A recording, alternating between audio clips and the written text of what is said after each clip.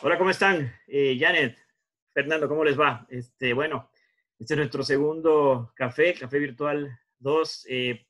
Uno el que quería conversar con ustedes es esto de cómo está impactando la presencia del virus, del SARS-CoV-2 y la enfermedad del COVID-19 en la fuerza laboral, sobre todo de plantas y empresas de procesamiento de carnes y aves.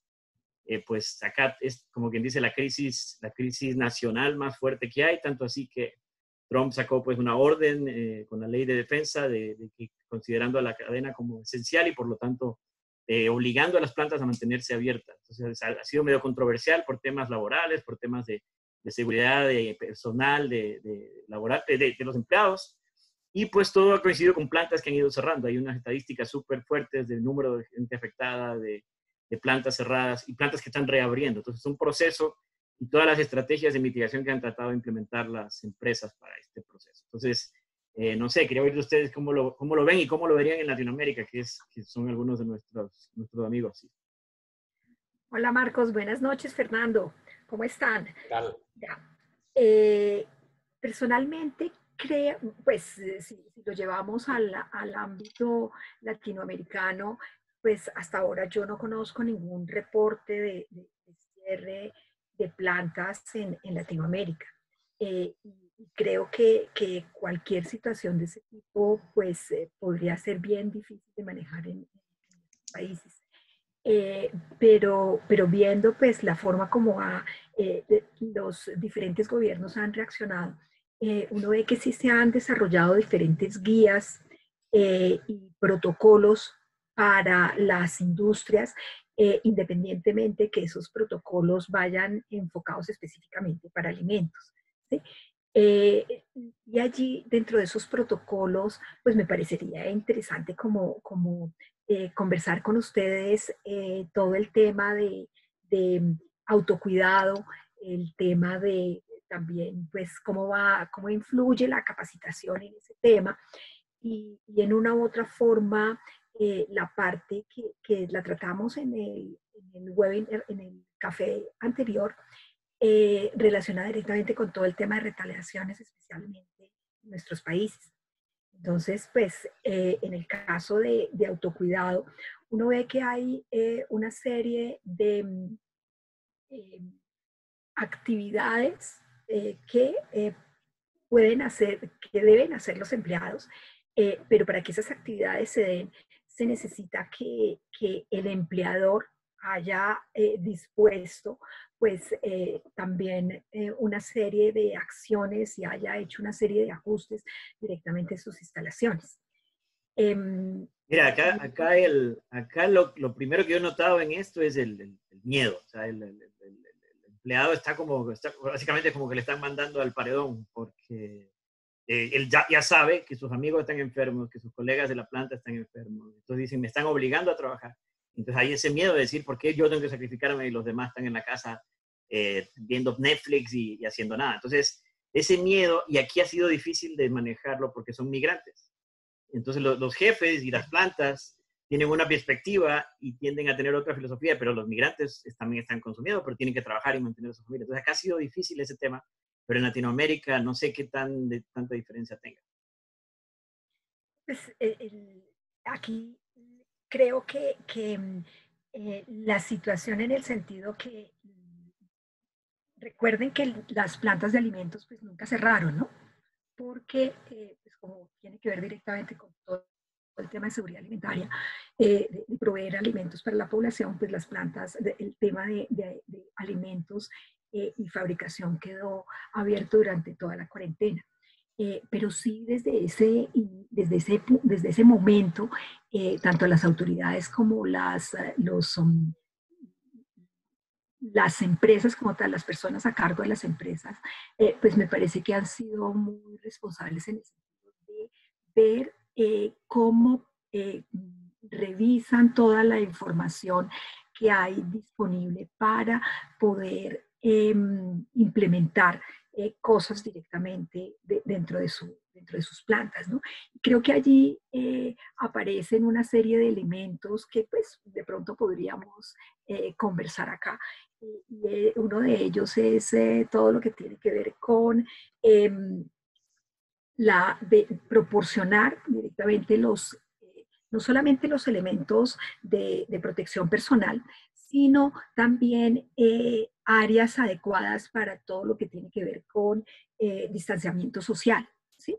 En el caso eh, proporcionar los elementos, además de la máscara y del desinfectante y todo este tipo de cosas, pues está el hecho de que esta al principio era una recomendación porque se estaba implementando, pues estaba viendo cómo la gente podía conseguir los termómetros y demás, pero ya en este momento pues no es una recomendación, sino es un requisito, y es que en el momento de ingreso pues se tome la temperatura, se haga una pequeña, pues ni tan pequeña, encuesta del estado de salud de las personas, y obviamente en ese ingreso pues está todo el tema de distanciamiento social.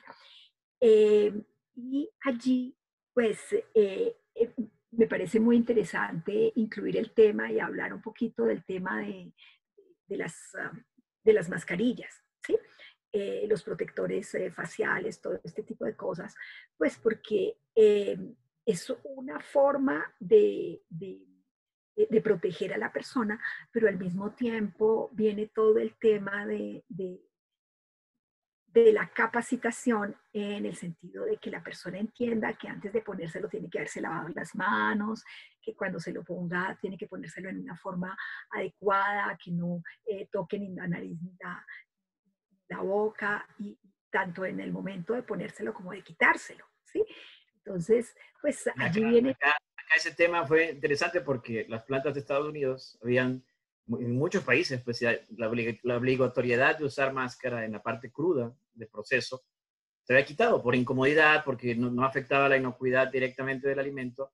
Entonces toca cambiar esa mentalidad que ya estaban acostumbrados a no trabajar con esa protección, y ahora, en cambio, ahora tener que trabajarlo en una zona caliente. Por ahora no está tan caliente porque está en invierno y no es tan grave acá, pero cuando lleguen las épocas calientes va a ser más complicado aún el tema del aire y la circulación. Y pues parece que hay algo de hipótesis ahorita en el tema del aire dentro de las plantas, de que si la circulación del aire tiene un efecto, de la humedad relativa que hay, hace que las gotas virales tal vez se mantengan más tiempo suspendidas.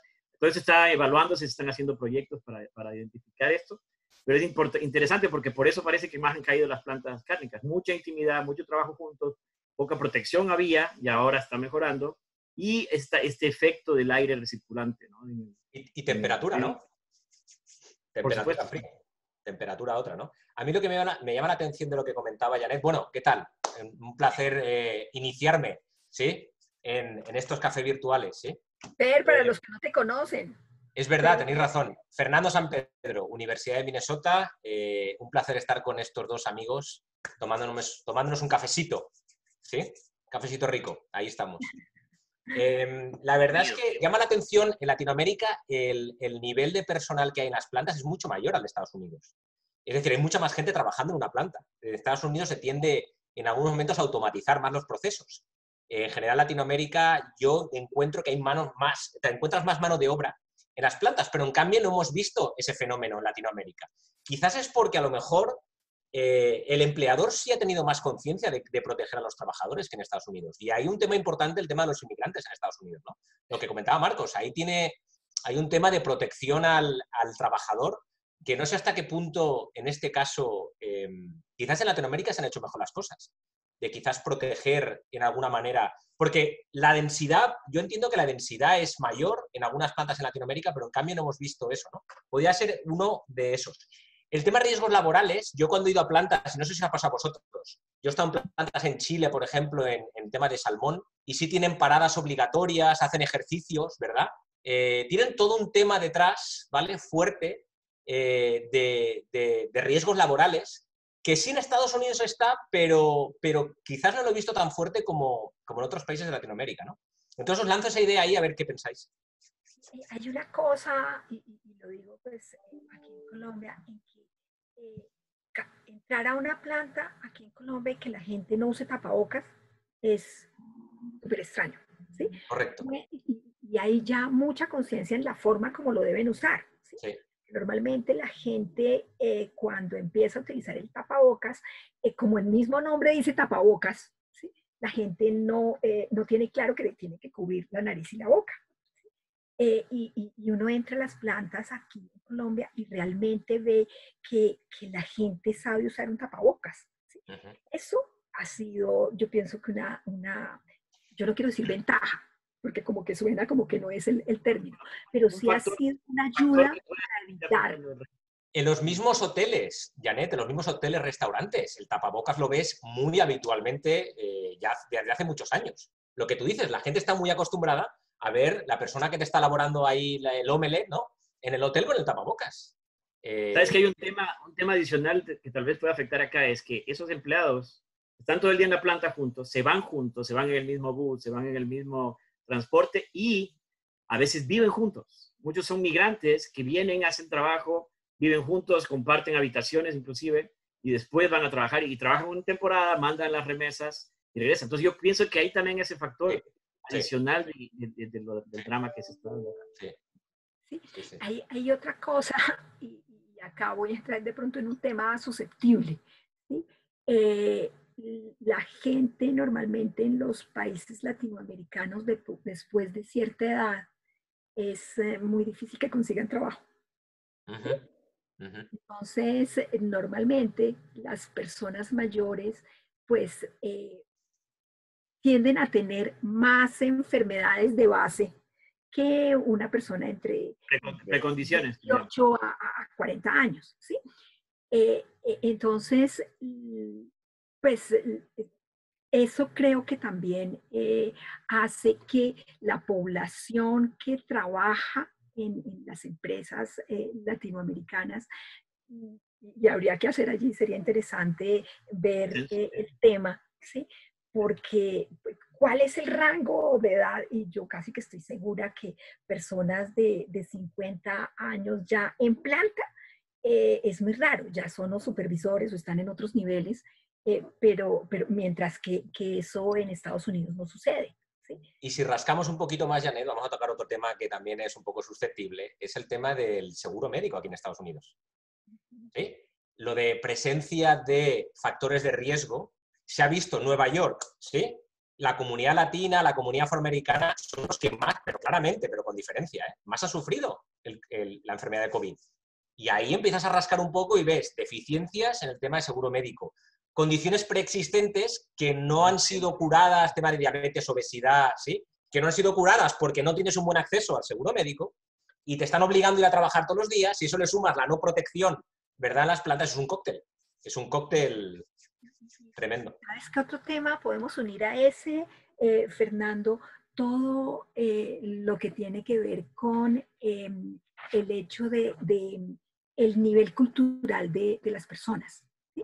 Entonces, la parte de capacitación cobra una dimensión diferente. ¿Sí?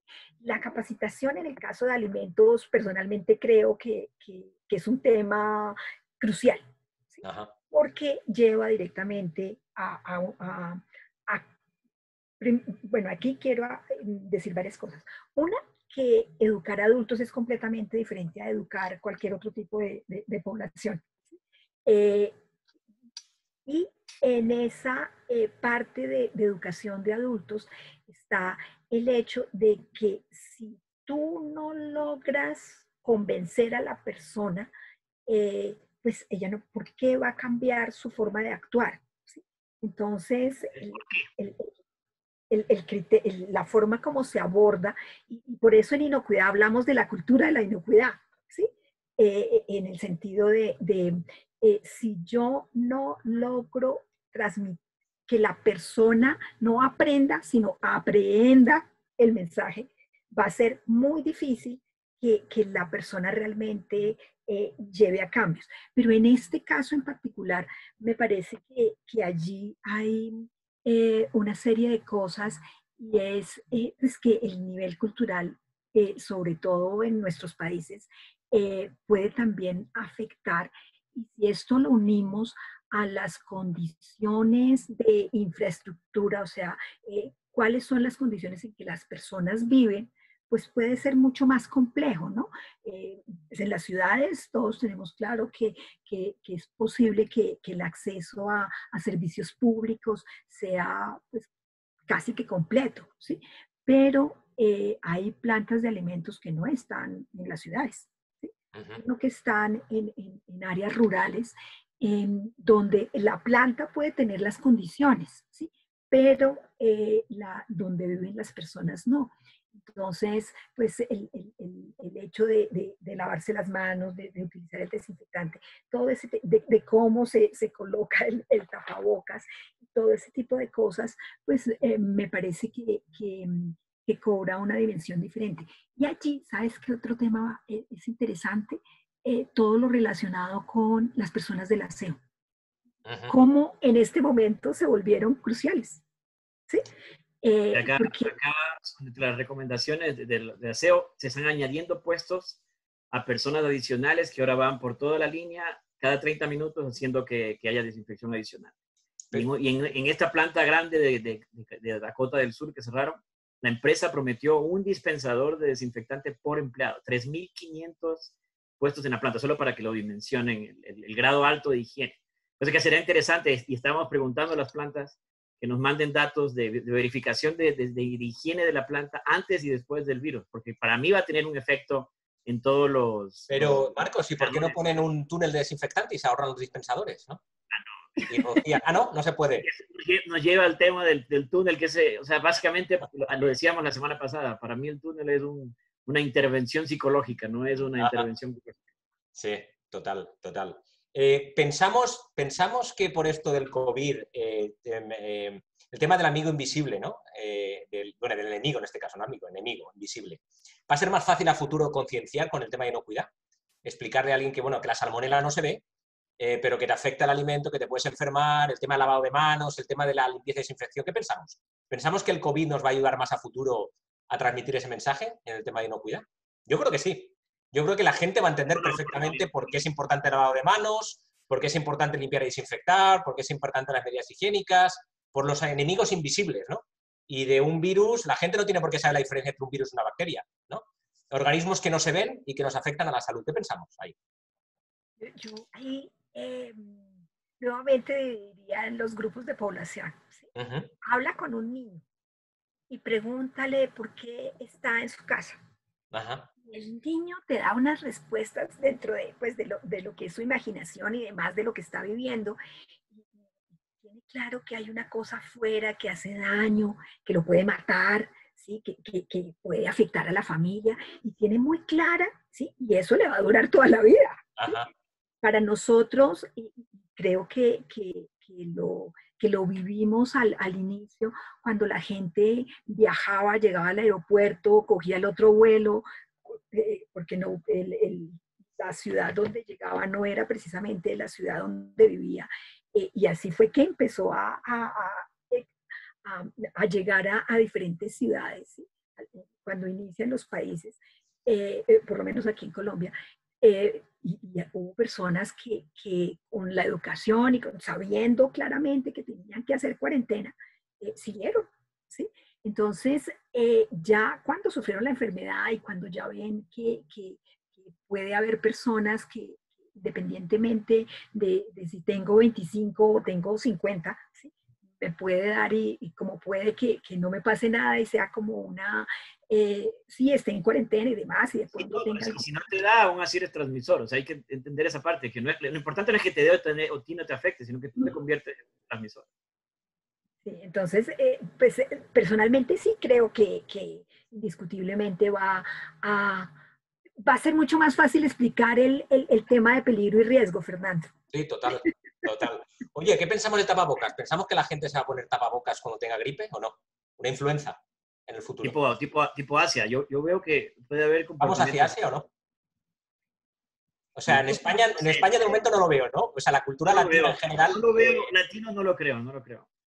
Pero sí estaría bien, ¿no? Acá se ha vuelto político. Los republicanos no usan máscara, los demócratas sí. O sea, sí estamos de raro acá. Pero no, lo que dices, yo pienso que es una oportunidad interesante para mejorar el entrenamiento. Van a entenderlo mejor, van a ver la dimensión de la transmisión, pero siempre sí hay que aclarar de que el virus no es que va a contaminar el alimento y el alimento nos va a ser nuestro factor por lo menos, no hay evidencia, por ahora la defensa es esa, no hay evidencia que el alimento sea fuente de transmisión, pero por supuesto no lo puedes descartar porque, sea como sea, las mucosas y tocas, estamos hablando de un producto crudo, va a cocinar y la cocción va a destruir el virus, así que no hay problema. La preocupación es del empaque, entonces si sobrevive en el empaque, pues están haciendo estudios de supervivencia en material de empaque, tal vez va a tener una cierta vida útil en el empaque, pero las chances de transmisión se vuelven muy, muy bajas porque el producto se cocina y pues la supervivencia en el empaque hasta que llega al consumidor pues pasa mucho tiempo que tal vez reduzca el riesgo de conseguirlo. Pero a menos que alguien coja una partícula viral de ese rato, cualquier mucosa puede ser una fuente de entrada. Claro, Fernando, que sí, aquí mientras Marcos hablaba, estaba pensando y sabes que también, ¿por qué es importante que la capacitación llegue a cambios culturales? Porque yo no sé en Estados Unidos, pero pues aquí en Colombia ha pasado que a los médicos los están agrediendo. Los médicos no les están, digamos, el gobierno ha entrado a hacer campañas. Superhéroes para los memes, pero no para la casa.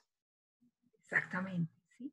Y hay hasta amenazas de muerte. ¿Sí? Es ridículo. O los taxistas que no quieren transportarlo porque sin siquiera saber pues, que la persona va vestida y lleva una indumentaria que indica que es personal de salud. ¿Sí? Entonces, allí es donde uno dice, mira cómo la capacitación y cómo más que la capacitación, la comunicación, Fer, ¿sí? Cómo la comunicación debe ser lo suficientemente asertiva para que la gente entienda que, que todos estamos corriendo peligro. ¿Sí? Sí. No, eso no lo podemos negar, o sea que todos podemos, de acuerdo a la conciencia que tengamos, podemos evitar contagiarnos, pero que hay personas que por su profesión o directamente porque escogieron esa forma de vivir, que van a tener contacto y que en todo caso están haciendo un buen trabajo y que son necesarios en este momento, son indispensables en este momento para la sociedad.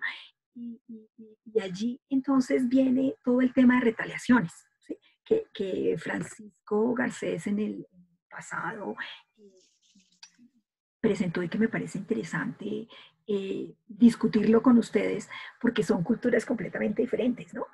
La cultura latinoamericana frente a la española y de pronto pues tus raíces europeas. Y en estas retaliaciones volvemos nuevamente al autocuidado, ¿sí? Al autocuidado en el sentido que lo que se quiere es que la gente pueda reportar, ¿sí? O pueda comunicar que un compañero se está sintiendo mal, ¿sí? Y que eso no tenga un perjuicio o que la gente no lo haga porque es su amigo y entonces lo voy a perjudicar. ¿Sí? Entonces, me parece que todo ese tipo de cosas puede llevar a cambios en políticas, a cambios en conductas, ¿sí? Y que hay que saberlo manejar para... Acá en el estudio que hizo el CDC, que es el Centro de Prevención y Investigación de Enfermedades, entre las recomendaciones que le hizo a la planta que hizo el análisis, le dice que las políticas de enfermedad de los empleados, de manejo de justificaciones, pues deben cambiar porque si no se crea ese miedo, no se les paga, no se trabaja, no ganan plata por reportarse enfermo, entonces eso es un contraproducente en efecto. Es todo un tema, el tema también del sistema de protección, ¿no? Laboral, es todo un tema también, ¿no? Volvemos a lo mismo, la fuerza laboral en plantas de alimentos aquí en Estados Unidos, la fuerza laboral en plantas de alimentos para mí es muy diferente. para mí es muy diferente. O sea... Ahora sí los migrantes son queridos. Sí, eso te iba a decir. Ahora sí te iba a decir. Pero ¿saben qué otra cosa? Yo pienso que y de pronto aquí pues puede que me salga un poquito, en el sentido que no es solamente ni el personal profesional ni los migrantes, sino que de hecho tú vives en un conjunto residencial, ¿sí? En una comunidad, y alguien de tu familia se enferma, ¿sí? Y entonces más o menos el resto del grupo hay un rechazo y que más o menos se tiene que ir. Dice, pero ¿cómo se va a ir si está en cuarentena? Entonces volvemos nuevamente a toda la parte cultural y a lo que en algún momento, Marcos, tú planteaste, el temor y el miedo. La otra cosa también, Janet, que es un punto importante, y eso creo que es muy, muy de carácter nuestro, es, mientras no me pase a mí, ¿sí? Todo está bien, ¿sí o no? Pero eso le ha pasado a países, le pasa a empresas, le pasa con un recall. Algo habrá hecho mal esa empresa que tiene Listeria monocitógenes o tiene salmonela. Nosotros estamos bien. Algo están haciendo mal. Algo están haciendo mal ellos. ¿Sí? Siempre es el otro. Aquí en Estados Unidos, ¿para qué os voy a contar claramente, no? Algo estarán haciendo mal en Europa y en Asia que están hasta arriba de casos. A nosotros esto no nos va a pasar. Nosotros tenemos la mejor infraestructura y el mejor sistema de salud del mundo, ¿no? Y eso se repite y se repite y se repite con empresas, con países, ¿no? A mí no me va a pasar, eso es del otro, ¿sí? Pero yo creo que sí que ha habido un fomento de la humanidad, yo creo. De la solidaridad en algún sentido, aunque sí que es verdad que con los médicos se sale a aplaudirlos, ¿verdad? A las 8 de la tarde, en los balcones todo el mundo aplaudiendo, pero que no entre un médico en mi bloque de edificios, ¿no? Que no entre, ¿eh? Yo salgo a aplaudirlo en el balcón, pero como entra un médico, le pongo la notita que fuera al hotel, todo al hotel, ¿sí? Sí, pero sí que ha habido, pero necesitamos mucho más, ¿eh? Necesitamos mucho más de eso, mucho más de eso, sí. Bueno, acá la crisis sigue, como les digo, con el tema de la emergencia sanitaria, emergencia y con lo esencial de la industria, pues es complicado el tema. Si les preguntas a los empleados cuál es su miedo principal y lo primero que dicen es cómo nos separamos, mantener la separación, el distanciamiento social. La segunda dicen, ¿cómo podemos trabajar a menos velocidad para que no haya tanto estrés del proceso y lo que tengo que hacer y todas las cosas que ahora tengo que hacer, lavarme, etcétera? Y también que me den todos los insumos que necesito para protegerme. Entonces, como con esas tres, por lo menos que provee el proveedor, el empleador pues puede ser contribuyendo a que el comportamiento cambie, el comportamiento de los empleados. Pero es un reto grande y para la industria cárnica cada le da duro porque ha afectado toda la cadena de provisión y los volúmenes de producción, etcétera, y va a seguir esto con cola, porque cuando tú produces animales, tú los crías de pequeños y se demoran meses en nacer.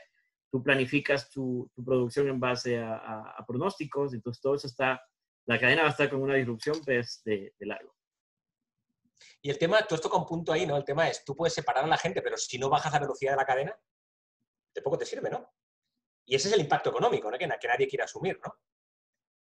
Sí, ahorita el gasto es desinfectantes, máscaras, que es algo difícil conseguir, y la separación física, todas estas barreras físicas que han puesto en la planta, en las estaciones de trabajo, en los comedores, en las zonas de recreo, de descanso, en las entradas, cambiando la hora de entrada para que no te entren todos y no se acumulen al mismo tiempo, cambiando los transportes, llevando menos gente en los buses, en los sistemas de la planta, aunque acá más bien van manejando en su carro, pero minimizando esos cuellos de botella de acumulación de empleados, los baños, las salidas a comer. Entonces cambia completamente el proceso y toca planificación completa de alguien que lidere el proceso en la planta. Entonces se han creado personas, ahora que ahorita son las duras en planificación, la programación de la producción de la planta por todos con esa filosofía nueva de un cambio de mentalidad nuevo causado por el virus. ¿Y hasta cuándo, Marcos? ¿Hasta cuándo?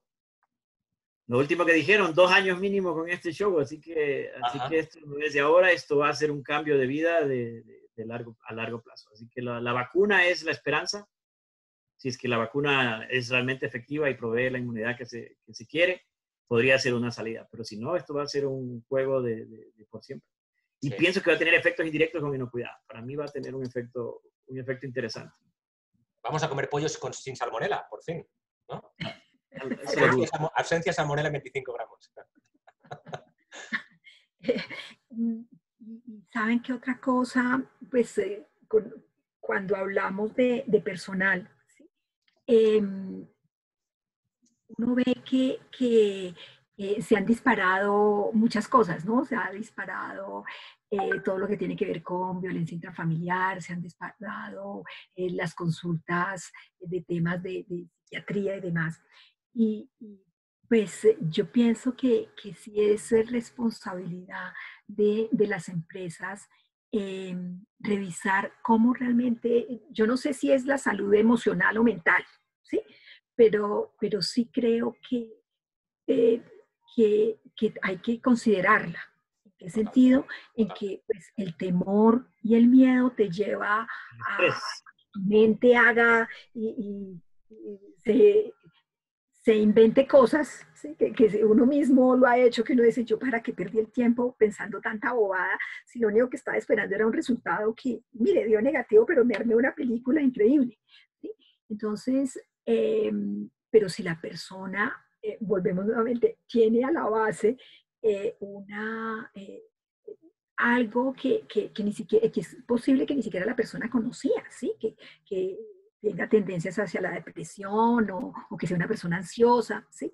Entonces, pues todo este tipo de temas, y más si vemos que en algunos casos, pues en las familias es posible que así como algunas personas están viviendo más intensamente ciertas cosas, habrá otras que están perdiendo su trabajo, ¿sí? Y que todo esto empieza pues a tener impactos directamente en lo que son los núcleos familiares y las personas normalmente se desbocan ya con temas de violencia, ¿no? Imagínate, para mí yo creo que hay gente que va a ser el peor periodo de su vida. Perder el trabajo y no poder salir de su casa. O sea, no tener con qué, o sea, estar pensando uno si tengo para comer o no, y no poder salir de su casa, es decir, no poder socializar, porque una de las cosas que te dicen cualquier psicólogo es, lo primero que tienes que hacer es echar mano de tu círculo, ¿sí? Ya sea familia o amigos. Si encima no puedes tener ese apoyo, sino que lo tienes que tener a través de una pantalla de un celular, ¿sí? Sí, Imagínate el impacto que tiene eso, ¿sí? Sumoterapia, Imagínate, ¿no? Sí. telemedicina. WhatsApp terapia, sí. Bueno, pues un gusto pues el conversar este tema realmente es complejo, hay demasiados temas que se chocan y pues lo hacen un reto interesante. Lo que sé es que esto va a crear nuevos programas de implementación en las plantas. Pienso que van a crear unas posiciones de gente estratégica que analice riesgos, porque eso tiene que ser analizado planta por planta, cómo opera, qué tan cerca están, qué cambios de ingeniería de la planta, de diseño, de flujos, etcétera. Es toda una filosofía nueva. Yo pienso que van a tener impacto tanto en producción como en inocuidad y como en seguridad ocupacional. Entonces, pienso que aprovechémoslo como oportunidad y nosotros como gente que trabaja en este tema, pienso que busquemos esa manera de conectar estos puntos y sacar provecho con nuevas estrategias de gestión en plantas. Sí.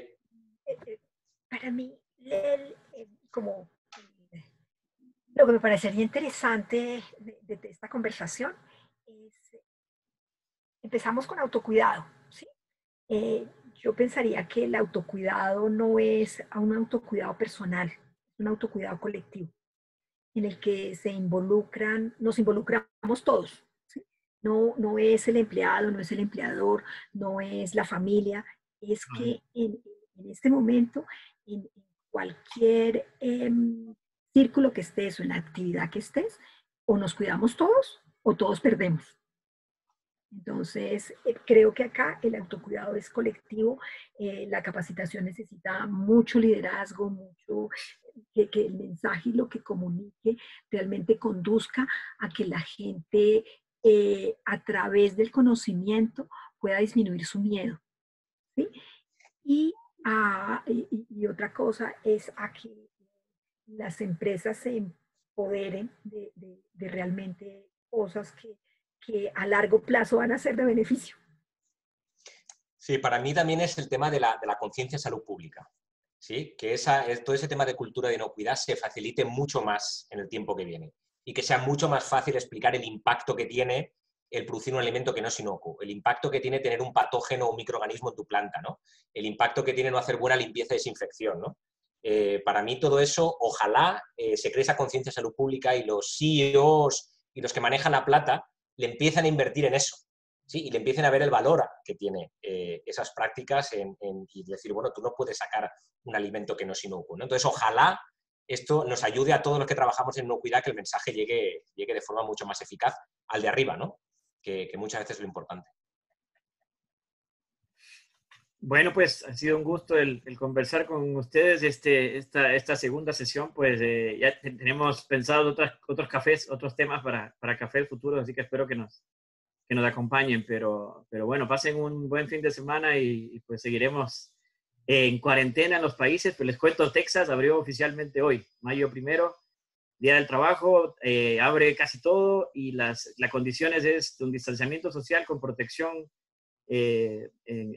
lo más se pueda y minimizando la capacidad, 25% por ejemplo en restaurantes, en malls, en lugares así. Esa es la primera estrategia de salir de la cuarentena. No sé qué pasará en sus países, pero fue un gusto verlos. Cuéntenme qué saben de sus cuarentenas, de dónde están en sus ciudades.